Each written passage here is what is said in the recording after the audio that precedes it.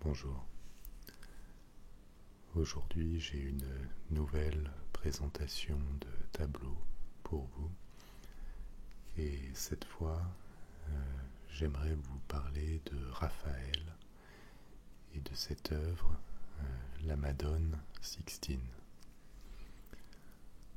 C'est peut-être un des rares cas où une partie du tableau est plus connue que le tableau lui-même, puisque vous avez sans doute déjà vu ces deux petits anges qui sont tout en bas du tableau et qui ont été très souvent reproduits, représentés, alors qu'ils ne sont qu'une petite partie de cette œuvre.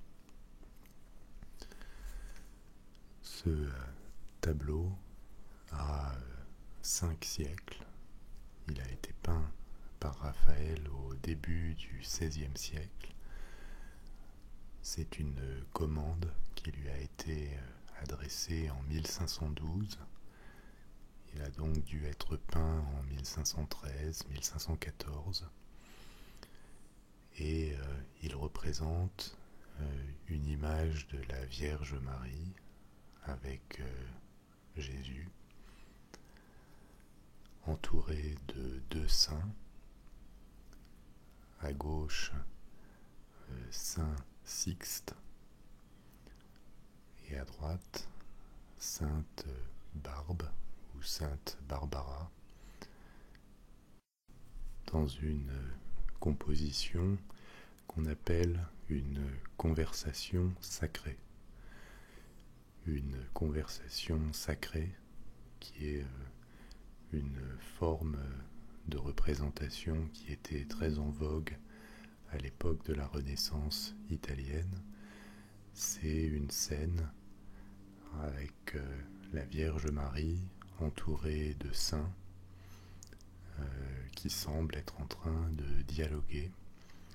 Et dans les retables, qui sont ces panneaux qui servaient à décorer les églises, dans des tableaux pour la décoration de chapelles, voire parfois pour des œuvres privées, ce type de mise en scène était assez prisé.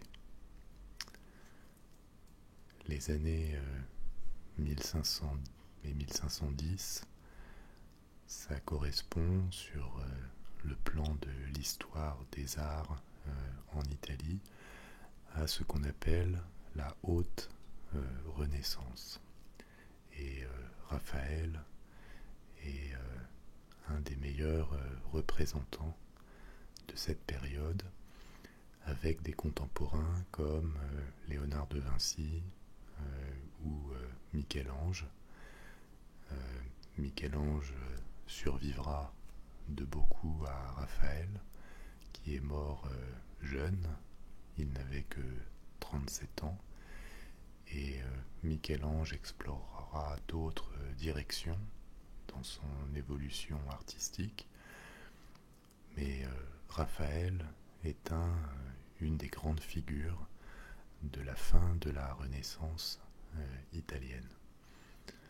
Alors, ces découpages de périodes sont toujours un peu arbitraires, mais vous savez que la Renaissance, sur le plan artistique, commence en Italie plus tôt que dans le reste de l'Europe, au XVe siècle, ce que les Italiens appellent le Quattrocento, qui est ces années 1400, pendant lesquelles, dans plusieurs villes italiennes, en particulier à Florence, les arts se renouvellent et font l'objet d'une création très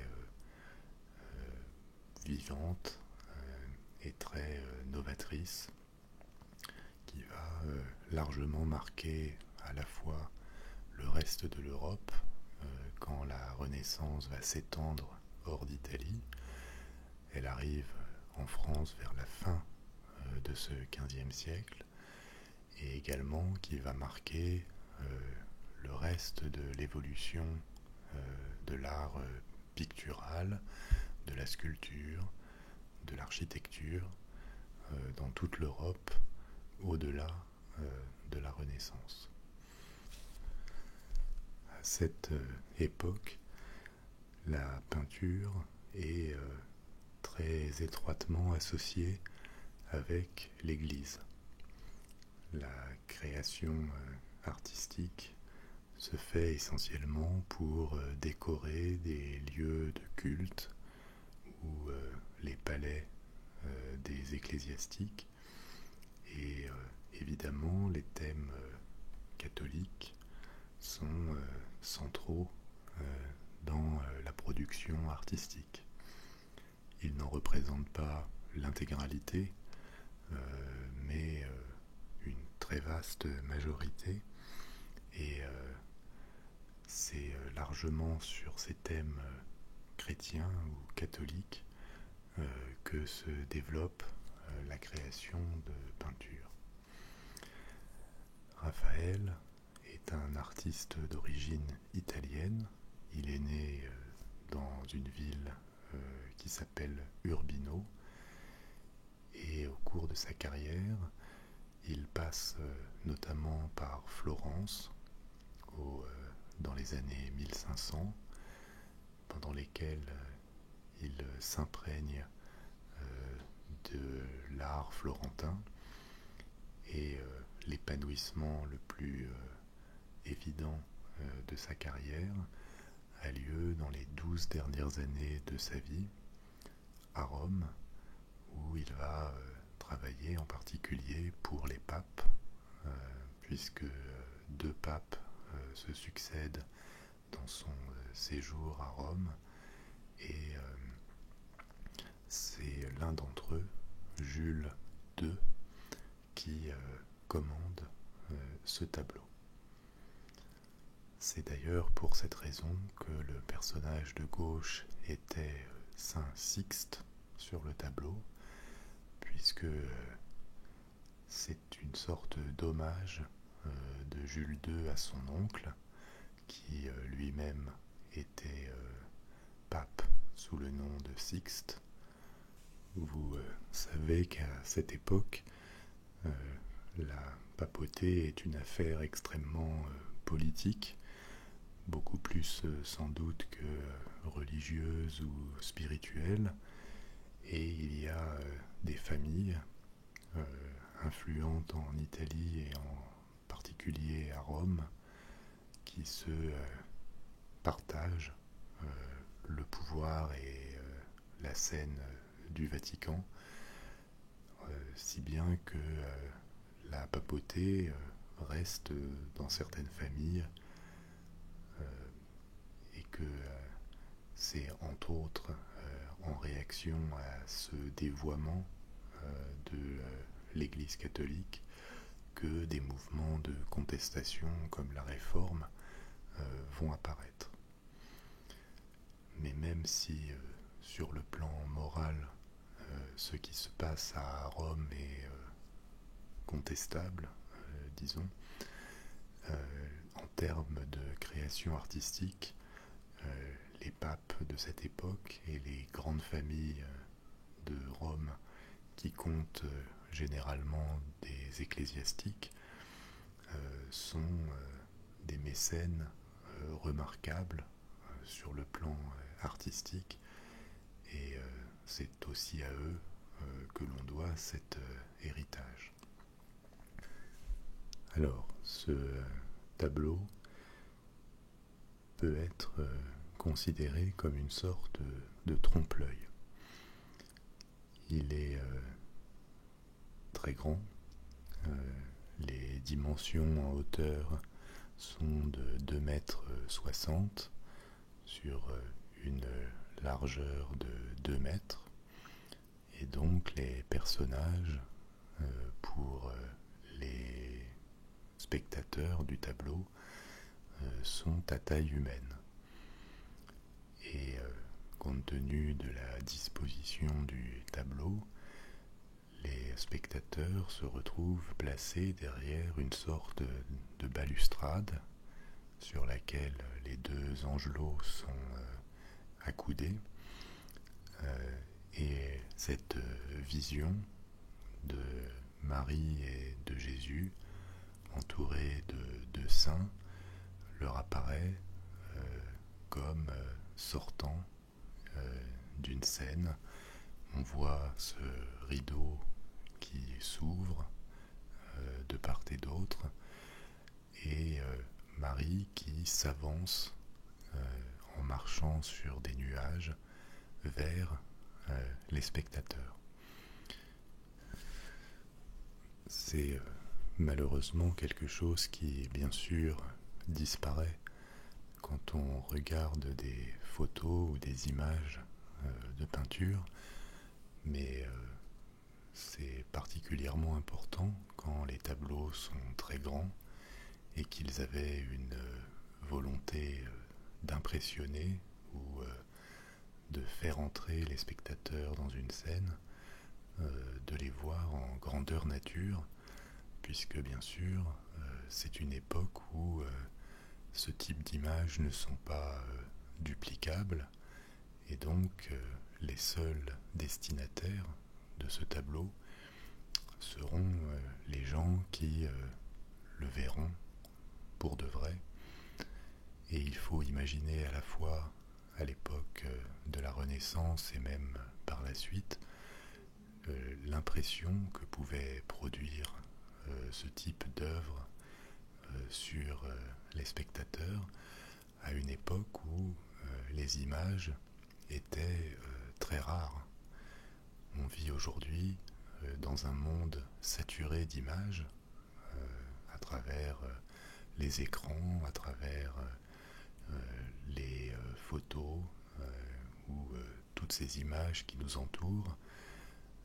Au Moyen-Âge et jusqu'à il y a 2 ou 3 siècles, l'accès aux images était quelque chose de beaucoup plus exceptionnel qu'aujourd'hui, et dont d'ailleurs la religion essayait de, pour une bonne partie, garder le monopole, parce que elle se dotait, en permettant au peuple dans les églises d'avoir accès à des images, d'une aura et d'une capacité d'influence qu'on a aujourd'hui du mal à imaginer dans notre univers où les images sont quelque chose de banal, qui n'a plus rien d'exceptionnel. Ce qui frappe quand on voit le tableau, c'est ce mélange de raffinement et de simplicité. Simplicité parce que la structure est extrêmement simple, en forme de pyramide, avec Marie au milieu, ces deux saints qui, pour les spectateurs qui sont placés face à l'œuvre, apparaissent comme des intercesseurs entre eux et le Fils de Dieu et sa mère. Et c'est d'ailleurs largement le rôle qui est dévolu aux saints dans la tradition catholique.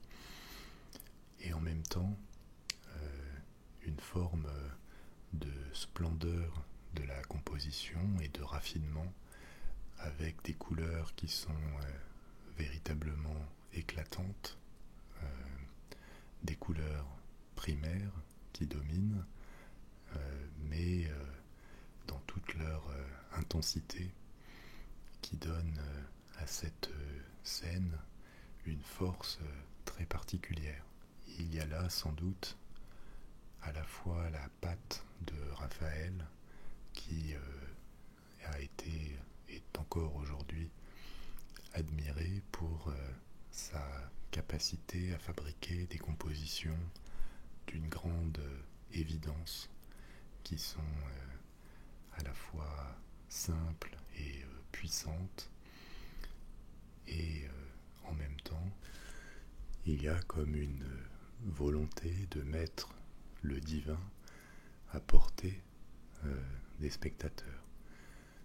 Si vous regardez le jeu de ces interactions entre les personnages, Marie nous regarde directement et à travers le regard de Saint Sixte à gauche, qui a les yeux tournés vers elle, qui se situe au même niveau que Sainte Barbe à droite, qui elle-même regarde les angelots du premier plan, on se retrouve, nous qui sommes placés juste en face de ces angelots, directement aspirés dans la scène, avec à la fois un mouvement qui nous attire vers elle et une dynamique du tableau qui rapproche Marie et Jésus, donc le divin, du spectateur. Et de cette interaction, de cette relation, naît une forme d'état de grâce, peut-être, qui est très éloigné de ces représentations solennelles du divin qui ont existé à beaucoup d'époques, dans lesquelles le divin est mis à distance des croyants ou des spectateurs. Il est représenté parfois comme quelque chose de lointain, d'inaccessible, de magnifique, mais relevant d'un autre monde, alors que ce tableau, et ça lui donne quelque chose d'exceptionnel, au contraire, nous invite à recevoir, accueillir le divin, à le toucher, et donc à nous élever et à entrer dans un monde de perfection et de beauté. Et toute la technique de ce tableau est mise au service de cette mission. On a parlé de la construction, c'est aussi le cas des techniques picturales. Il y a dans ce tableau, comme dans beaucoup d'autres de Raphaël et de Léonard de Vinci, qui en est l'inventeur, la technique qu'on appelle du sfumato, qui est une technique de peinture qui consiste à peindre de très nombreuses couches les unes sur les autres, extrêmement fines, qui par une accumulation de couches presque transparentes donne un grain à l'image et une forme translucide presque, qui est à la fois très réaliste et très esthétique. Et enfin, cette vision du divin qui est représentée ici est éminemment humaine. Il s'en dégage une grande chaleur et une grande douceur. La douceur des visages, bien sûr, mais aussi un côté presque charnel, avec des personnages qui sont très couverts, mais dont les vêtements les plus proches de leur corps sont peints dans des couleurs chaudes. On le voit avec Marie comme avec la Sainte, et là encore, c'est une vision du monde sacré qui va vers l'homme, qui l'embrasse, qui le réconforte, qui l'assure de cette connexion entre lui et un monde supérieur, c'est bien, je pense, une des définitions qu'on peut donner à l'art, d'être une porte entre nous, entre notre conscience quotidienne la plus basique et des états de conscience, des aspirations qui sont en nous, mais à des niveaux supérieurs. Merci pour votre attention et j'espère vous retrouver très bientôt pour d'autres vidéos en français. Au revoir.